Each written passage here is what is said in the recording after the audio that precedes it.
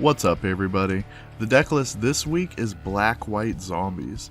This isn't anything like the traditional zombie deck that I would imagine. If I were to put together a zombie deck, I would put in all the lords that are currently legal, like Lord of the Accursed, Death Baron, and Risen Executioner, building up a board with an unassailable creature base, and eventually overwhelm my opponent with a wall of zombies. For Amonkhet, there wasn't many zombies in the white portion of the color wheel. To be exact, there were exactly 4 of them.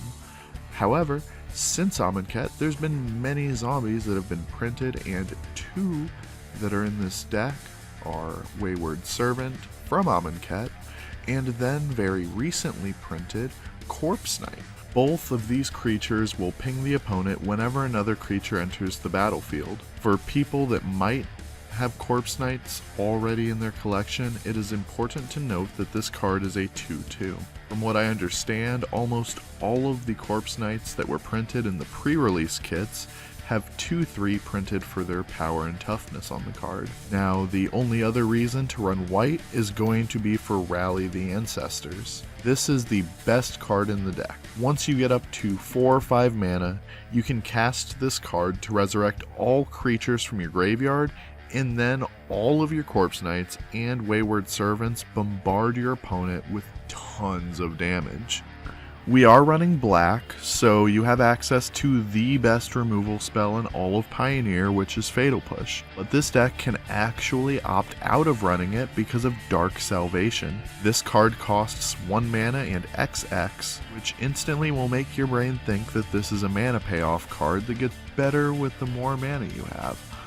But you can just cast this card for a single black mana to kill something, and in Pioneer there's not a whole lot of creatures that can be summoned for 1 or 2 mana that don't die to this card. Once it gets to turns 3, 4, and 5, this card can kill creatures like Ronas or 5-drops that definitely exist in this format that Fatal Push cannot deal with. There's also the benefit of being able to pay 2 mana for a 2/2 zombie token, so this can be cast for 1, 3, or 5 mana to also trigger the effects of Corpse Knight or Wayward Servant. Now for the creatures of the deck, there's Dread Wanderer and Foulmire Knight. They're simply in the deck because they're very cheap zombies to play. Stitcher's Supplier can help feed the graveyard some cards for a bigger Rally the Ancestors play later on. Then there's Crypt Breaker, who does have a mana sink to make more zombie tokens, but most notably, you get back Crypt Breaker from the graveyard with Rally of Ancestors, and you're able to tap your zombies in groups of 3 to draw a few cards, and that is pretty awesome. For the other creatures, there's Lazotep Reaver, which makes a 0/0 army token, which is also a zombie. So this card counts as 2 enter the battlefield triggers for our pingers. There's a couple 3-drops, being Diagraph Colossus, which is just a big dude that makes zombie tokens whenever you cast a zombie card, and Nantucket Husk.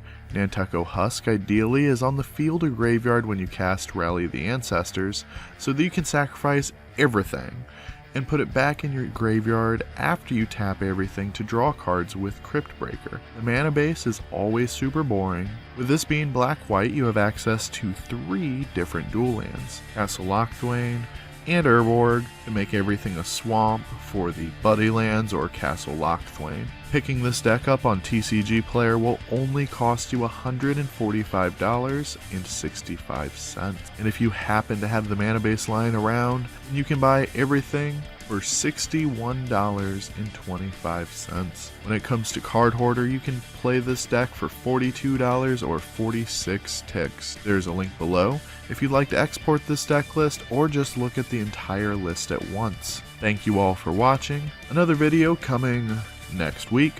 Any deck ideas are greatly appreciated, and everybody have a great day.